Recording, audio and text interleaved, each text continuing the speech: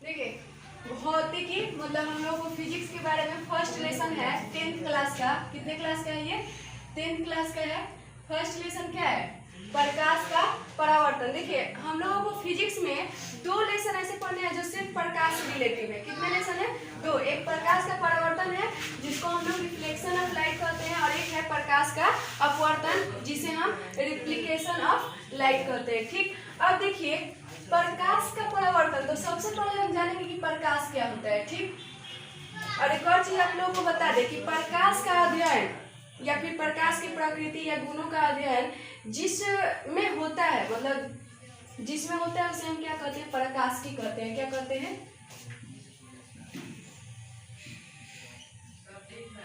जिसको हम लोग ऑप्टिक्स बोलते हैं। क्या बोलते हैं? ऑप्टिक्स। प्रकाशिकी किसे कहते हैं? जिसमें प्रकाश के गुणों का अध्ययन होता है उसे हम क्या कहते हैं? प्रकाशिकी कहते हैं या ऑप्टिक्स कहते हैं। अब देखिए प्रकाश क्या है, सबसे पहले जानेंगे प्रकाश क्या है। देखिए, प्रकाश एक भौतिक कारक है। क्या है? भौतिक कारक, जिसकी सहायता से हम किसी वस्तु को क्या करते हैं? देख पाते हैं। जैसे हम अभी आप लोगों को देख रहे हैं तो किसके माध्यम से देख रहे हैं? प्रकाश के माध्यम से। आप हम लोग को हमको देख रहे हैं तो इसका मतलब क्या है? यहाँ प्रकाश है। ठीक, तो प्रकाश वह भौतिक कारक है जिसकी सहायता से हम किसी वस्तु को देख पाते हैं। देखिए, हमारा प्रकाश और आँख, प्रकाश और आँख क्या है? एक दूसरे के पूरक है।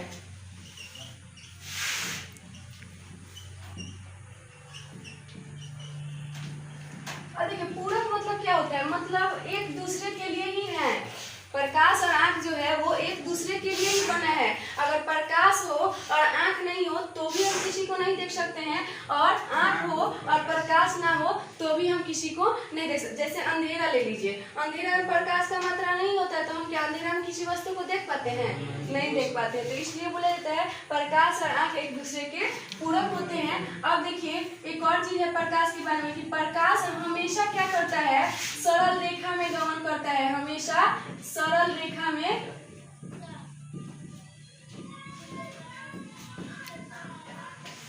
गमन करता है। सरल रेखा मतलब क्या?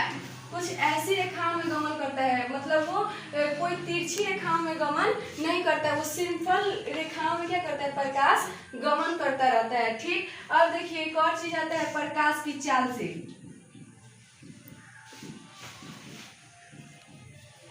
देखिए प्रकाश की चाल जो होती है ना वो निर्वात में, निर्वात मतलब जहाँ हवा नहीं होती है, निर्वात मतलब जहाँ हवा ना हो, हवा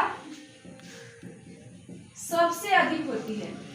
जहाँ हवा नहीं होता है वहाँ प्रकाश की चाल क्या होती है? सबसे अधिक होती है निर्वात में। और एक और चीज आप लोगों को बता दें कि निर्वात में कोई भी वस्तु आप गिराइए, निर्वात में अगर कोई भी वस्तु को आप गिराते हैं, मान लो ये दोनों मार्कर है, एक थोड़ा भारी है क्योंकि इसका ये वाला ढक्कन थोड़ा अलग है और इसका ढक्कन अलग है। मान लो दोनों में से ये भारी है ये हल्का है, और निर्वात है जहाँ हवा नहीं है, वहाँ अगर दोनों वस्तु को हम गिराते हैं तो दोनों किस चाल से नीचे आएगी? समान चाल से, बराबर चाल से। मतलब जहाँ हवा नहीं होता है वहाँ भारी वस्तु या हल्का वस्तु दोनों को एक साथ गिरेगा तो दोनों एक ही साथ नीचे आएगी। लेकिन जहाँ हवा होता है वहाँ हम अगर भारी और हल्की वस्तु को गिराते हैं तो भारी वस्तु पहले आती है और हल्की वस्तु बाद में आती है। तो ये है प्रकाश की चाल। देखिए प्रकाश की चाल निर्वात में सबसे अधिक होती है, मतलब 3 लाख प्रति सेकेंड।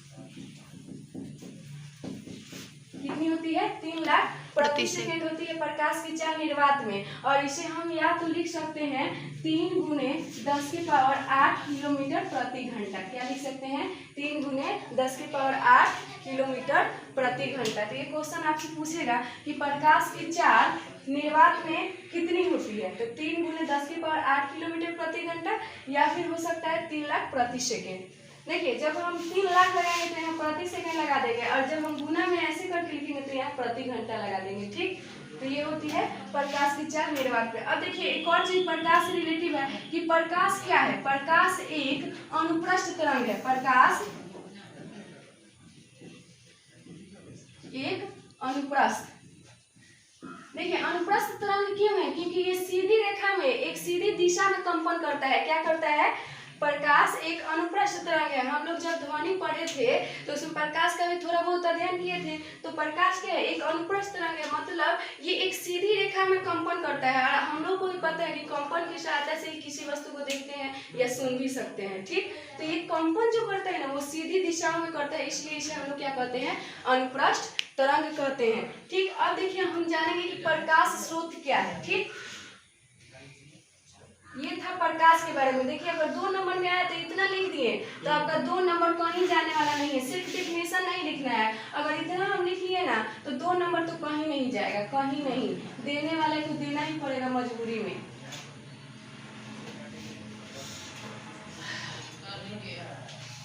उसके बाद है प्रकाश स्रोत। क्या है, स्रोत ऐसे भी लिखाता है या ऐसे भी लिखाता है। प्रकाश स्रोत क्या है, तो देखिए प्रकाश स्रोत वो है जिस वस्तु से हमें प्रकाश प्राप्त होता है। जिन वस्तु से हमें प्रकाश प्राप्त हुआ वो क्या कहलाते हैं, प्रकाश स्रोत कहलाते हैं। जैसे सूर्य, टॉर्च, दीप, बल्ब, ईटीसी, ये सब क्या है, प्रकाश स्रोत है। लेकिन इसी प्रकाश स्रोत में, ये प्रकाश स्रोत कितने प्रकार के होते हैं, 2 प्रकार के होते हैं। एक हो गया आपका प्राकृतिक और एक हो गया मानव निर्मित। प्राकृतिक और मानव निर्मित। मानव निर्मित को एक और चीज नाम दिया गया है, क्या नाम दिया गया है, कृत्रिम। मानव निर्मित या कृत्रिम। अब देखिए प्राकृतिक में क्या होता है, प्राकृतिक में वे वस्तुएं होती हैं जो प्राकृतिक द्वारा मतलब अपना प्रकाश स्वयं उत्पन्न करती हैं, उसे मानव नहीं बनाया है। जैसे सूर्य हो गया, तारे हो गए, ये क्या करते हैं, अपना प्रकाश स्वयं से उत्सर्जित करते हैं, इसलिए ये क्या है, प्राकृतिक स्रोत है। लेकिन जिसे मानव बनाया है, मानव द्वारा जो प्रकाश उत्सर्जित होता है उसे मानव निर्मित स्रोत कहते हैं या कृत्रिम स्रोत कहते हैं। जैसे टॉर्च हो गया, मनुष्य ने बनाया, बल्ब हो गया, दीप हो गया, ये सब क्या है, मनुष्य ने बनाया है, इसलिए ये मानव निर्मित है। ठीक, अब हम पढ़ेंगे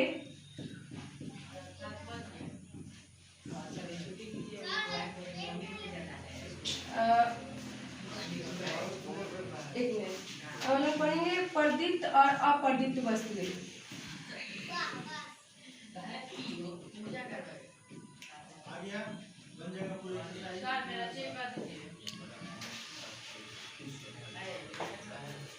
प्रदीप्त और अप्रदीप्त वस्तुएं। देखिए प्रदीप्त वस्तुएं क्या है, जो अपना प्रकाश स्वयं उत्सर्जित करती है उसे प्रदीप्त वस्तुएं कहते हैं, और जो अपना प्रकाश उत्सर्जित नहीं करती है। अब ये सारे चीज क्या है, प्रदीप्त वस्तुएं, ये कहीं ना कहीं क्या कर रहे हैं, प्रकाश उत्सर्जित कर रहे हैं। लेकिन अप्रदीप्त में लकड़ी हो जाएगा, पानी हो जाएगा, ये सब क्या करते हैं, अपना प्रकाश उत्सर्जित नहीं करते हैं। अब देखिए हम लोग पढ़ेंगे प्रकाश की किरण। प्रकाश की किरण, किरण क्या होती है, तो प्रकाश जिस सरल रेखा में चलता है ना उसे ही हम लोग क्या कहते हैं, किरण कहते हैं। प्रकाश जिस सरल रेखा में चलते हैं उसे हम क्या कहते हैं, प्रकाश की किरण कहते हैं। देखिए और एक और चीज है कि किरणों का समूह क्या कहलाता है, किरण कहलाता है। ये हो गया किरण, मतलब प्रकाश जिस सरल रेखा में चलता है उसे हम किरण कहते हैं। और किरणों के समूह को, किरणों के समूह को किरण पुंज कहते हैं। क्या कहते हैं, किरण पुंज। अब देखिए किरण पुंज में क्या होता है, किरण पुंज में प्रकाशों का समूह होता है, मतलब किरणों का समूह होता है। एक समूह मतलब बहुत सारे किरणें जहाँ होती हैं उसे हम किरण पुंज कहते हैं। अब ये किरण पुंज कितने प्रकार के होते हैं, 3 प्रकार के। कितने प्रकार के, 3 प्रकार के। वो 3 प्रकार कौन कौन से हैं, अपसारी, अभिसारी, अपसारी, अभिसारी और समांतर। इनको डिफिनेशन करके बताना पड़ेगा। देखिए तो इसको बताने के लिए एक फिगर बना रहे हैं हम यहाँ। देखिए अपसारी, अभिसारी और समांतर, ये तीनों क्या है? किरण पुंज है। क्या है? किरण पुंज है। तो हम लोग सबसे पहले पढ़ेंगे कि अपसारी किरण पुंज क्या है। तो वैसा किरण पुंज जिसमें एक बिंदु स्रोत से, जिसमें किरणें एक बिंदु स्रोत से विभिन्न स्रोतों में क्या होती हैं? सही है ना? फैल जाती है, मतलब एक बिंदु स्रोत है और यहाँ से फैल गई, तो ये क्या हो जाएगी? अपसारी। मतलब एक बिंदु स्रोत से विभिन्न बिंदु स्रोतों में फैल जाना अपसारी, और उसके बाद इसका क्या हो जाएगा? अभिसारी का एक बिंदु स्रोत पर आके मिलना, मतलब विभिन्न स्रोतों से आके, और जब एक स्रोत पे प्रकाश की किरणें मिलती है, जैसे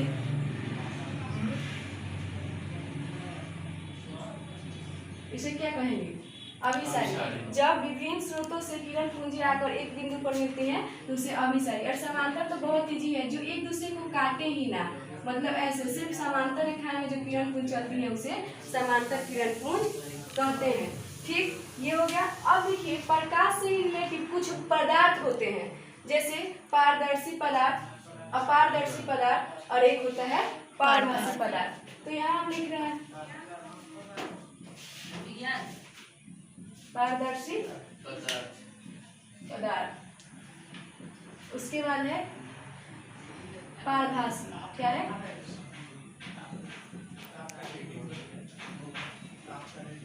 ये भी क्वेश्चन पूछ सकता है। और उसके बाद अपारदर्शी पदार्थ। अब देखिए, इसमें क्या होता है? पारदर्शी में क्या होता है? मतलब प्रकाश जब किसी वस्तु से आसानी से आर पार हो जाए, या फिर किसी वस्तु द्वारा हम आसानी से आर पार देख सके, तो उसे हम क्या कहेंगे? पारदर्शी पदार्थ कैसे कहेंगे? जैसे वायु। क्या हो गया? वायु। वायु से क्या होगा? अब हवा है तो हम आर पार आसानी से देख सकते हैं। ठीक, पानी हो गया, पानी में भी आर पार हम लोग आसानी से देख सकते हैं। अब उसके बाद में पारभासी, मतलब प्रकाश का थोड़ा सा ही अंश जिस वस्तु से आर पार होता है, मतलब जिस वस्तु से हम हल्का धुंधला देख पाते हैं, उसे हम क्या कहते हैं? पारभासी पदार्थ। जैसे तेल लगा हुआ कागज, घिसा हुआ कांच या शीशा, उसे हम पारभासी पदार्थ कहेंगे। अब देखिए, अपारदर्शी, और मतलब नहीं, पारदर्शी मतलब आर पार देखना। तो जिसके द्वारा हम आर पार नहीं देख पाते हैं, या फिर जिस वस्तु के द्वारा प्रकाश आर पार नहीं हो पाता है, उसे हम क्या कहते हैं? अपारदर्शी। जैसे लकड़ी हो गया, दीवार हो गया, मोटा गद्दा लोहा हो गया, मतलब जितनी भी वस्तु में जो प्रकाश नहीं देती है वो क्या हो गई? अपारदर्शी पदार्थ हो गई। तो यहाँ उदाहरण लिख दे रहे हैं। पारदर्शी में वायु, कांच, पानी। और इसका क्या हो जाएगा? तेल लगा कागज, और इसका हो जाएगा आपका लकड़ी, दीवार, ये हो गया। ठीक, अब हम लोग पढ़ेंगे कि प्रकाश का परावर्तन क्या होता है। दीवार ऐसे होता है? नहीं, ऐसे ठीक है। ठीक है, दीप से नहीं होते हैं।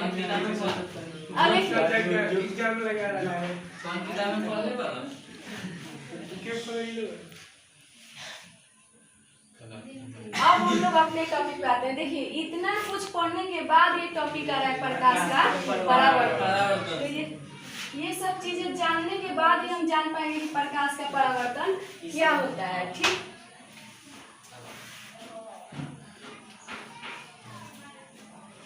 देखिए, जब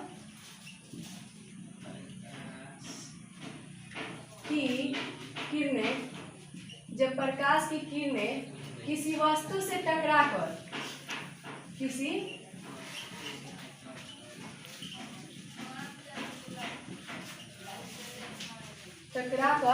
वापस उसी दिशा में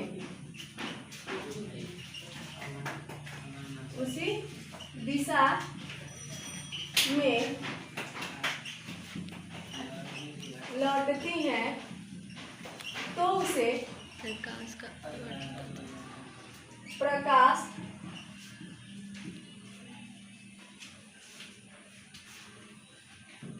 का परावर्तन कहते हैं।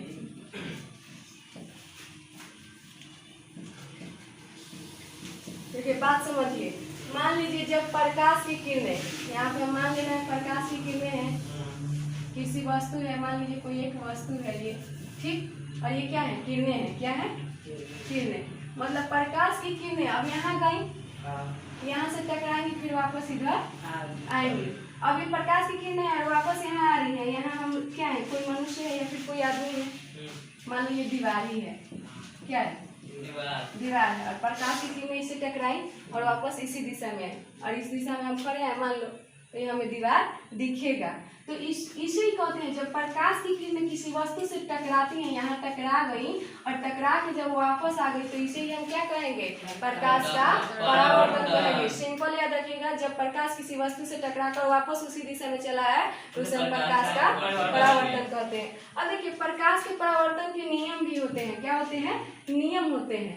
Law of reflection, of reflection होता है, क्या होता है, इंग्लिश कौन आता है, थोड़ा बताइएगा लोग।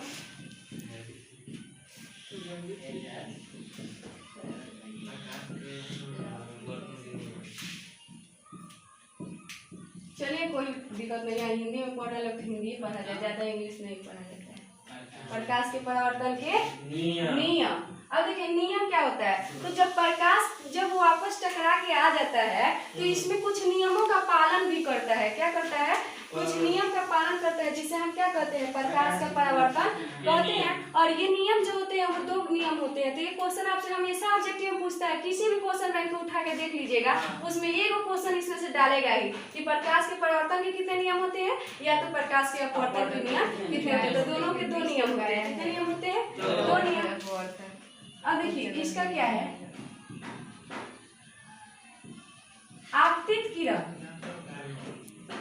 कोमा परावर्तित किरण, नहीं परावर्तित किरण,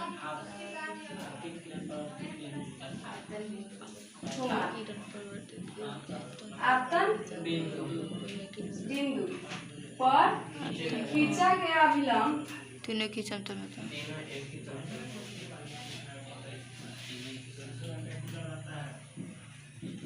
अभिलंब तीनों एक ही समतल में होते हैं, क्या होते हैं, तीनों एक ही समतल में होते हैं, एक ही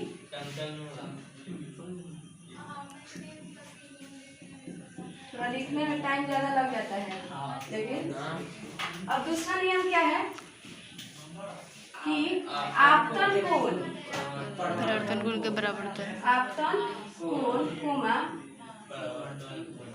परावर्तन कोण बराबर होते हैं, आपतन कोण परावर्तन कोण के बराबर होता है, आपतन कोण परावर्तन कोण, आपतन कोण और परावर्तन कोण क्या होते हैं, बराबर होते हैं। Sine i equal to sine r, sine नहीं लगेगा इसमें, ये क्या है, कौन है, कोण है, कोण आई इक्वल टू कोण आर, यही हो गया आपतन कोण और ये हो गया परावर्तन कोण। लेकिन जब हम अपवर्तन पढ़ते तो यहाँ परावर्तन हो गया ना, अपवर्तन होता है, और उसमें बराबर होता है तो क्या होता है, sine i by sine r, और यहाँ अपवर्तित किरण होता है, जहाँ आपतित ठीक। अब देखिए इसको समझने के लिए एक फिगर बनाना पड़ेगा। अब देखिए यहाँ मेन टॉपिक आपका क्या आता है, क्वेश्चन में क्या आता है, सबसे पहले क्वेश्चन पूछेगा प्रकाश क्या है। इसमें देखिए अगर दिल उत्तर में ये पूछा तो प्रकाश क्या है और प्रकाश के परावर्तन का नियम क्या है, व्याख्या करें। तो प्रकाश का डिफिनीशन याद है, लिख देंगे, ऊपर लिखे भी हैं। अब उसके बाद प्रकाश का परावर्तन, तो प्रकाश जब वापस अपनी दिशा में लौटता है तो कुछ नियमों का पालन भी करता है, जिसे हम क्या कहते हैं, प्रकाश का परावर्तन कहते हैं। और इस प्रकाश के परावर्तन के कितने नियम होते हैं, दो नियम होते हैं। तो इसको हम आप लोगों को फिगर में बना के समझाएंगे कि ये नियम कैसे आया।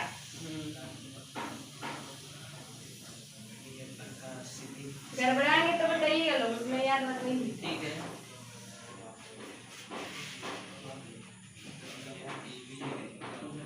ये क्या है, समतल दर्पण है,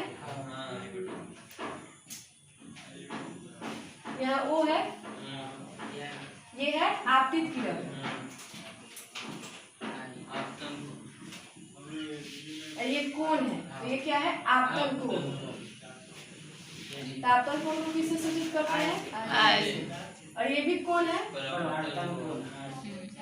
परावर्तन कोण। और ये क्या है? अभिलंब है। क्या है? और ये क्या है? परावर्तित किरण। बात को समझिएगा। यहाँ पे देखिए क्या हो रहा है। आपतित किरण गया, इस वस्तु से टकराया, यहाँ एक अभिलंब बना, और इसी अभिलंब के जस्ट बगल से क्या निकला? परावर्तित किरण। मतलब ये आपतित किरण, परावर्तित किरण और अभिलंब तीनों कहाँ मिल रहा है? एक जगह मिल रहा है कि नहीं? एक ही समतल में मिल रहा है कि नहीं? तो इसे ही हम कहते हैं आपतित किरण, परावर्तित किरण और आपतन बिंदु पर खींचा गया अभिलंब तीनों क्या होते हैं?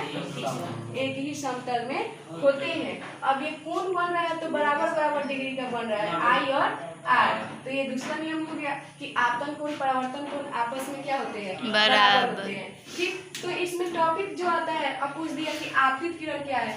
तो जब किरणें जाती हैं, जब किसी बिंदु स्रोत से किरणें जाती है तो उसे क्या कहते हैं? आपतित किरण। और वापस किसी वस्तु से टकरा के आती है तो उसे अपवर्तित किरण। और आपतन किरण से जो कोण बनता है उसे आपतन कोण, और परावर्तन किरण से जो कोण बनता है उसे परावर्तन कोण। और अभिलंब किसे कहते हैं? जब हम आपतन किरण और परावर्तन किरण पे एक लंब डालते हैं तो उसे अभिलंब कहते हैं।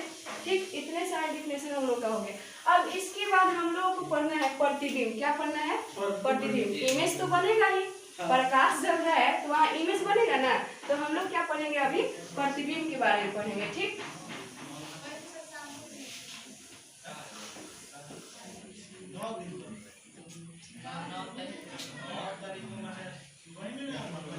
लाइन बाई लाइन पढ़ा रहे हैं जो टॉपिक है, भूले हुए नहीं ना है।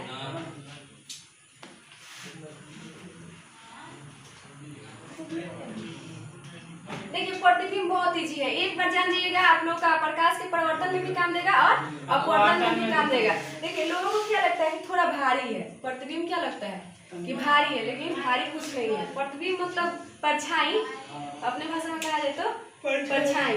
देखिए कभी कभी एक आदमी का दो तीन परछाई बन जाता है जब ज्यादा लाइट आता है तो।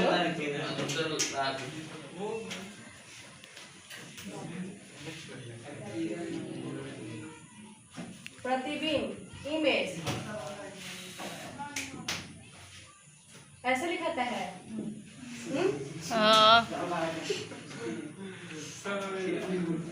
देखिए प्रतिबिंब क्या होता है?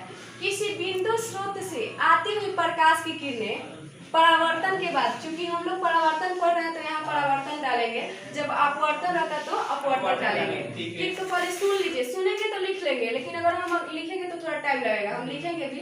देखिए जब किसी बिंदु स्रोत से प्रकाश की किरणें परावर्तन के बाद जिस बिंदु पर मिलती हैं या मिलती हुई प्रतीत होती हैं तो उसे प्रतिबिंब कहते हैं। देखिए यहाँ दो चीज हम बोले, मिलती हैं मतलब सच में मिलती हैं, और एक बोले मिलती हुई प्रतीत होती है मतलब झूठ मूठ का लगता है कि मिल रही है, तो उसे हम क्या कहेंगे? प्रतिबिंब कहेंगे। तो यहाँ हम लिख दे रहे हैं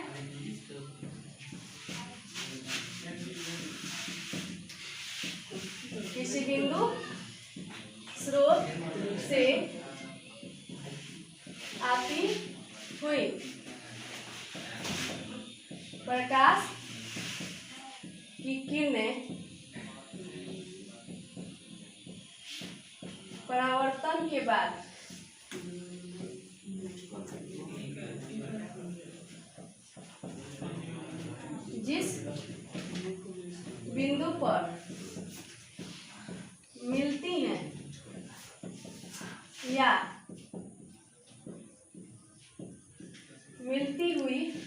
बिंदु पर मिलती हैं या मिलती हुई प्रतीत होती हैं तो उसे प्रतिबिंब कहते हैं।